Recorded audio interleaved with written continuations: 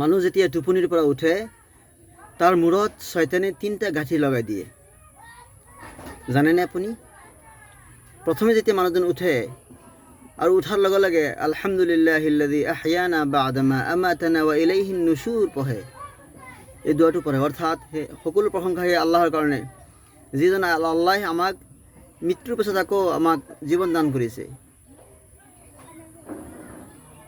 আৰু আমি সকলোৱে তেওঁৰ প্ৰতি আকৌ তেওঁৰ ফালে উভতি যাম। এই দোৱা যেতিয়া পঢ়ে তাৰ প্ৰথম গাঁঠিটো খোল খাই যায়। দ্বিতীয়তে যেতিয়া বেডৰ পৰা থিয় হয় তেতিয়া তেওঁ 2 নম্বৰ গাঁঠিটো খোল খাই যায়।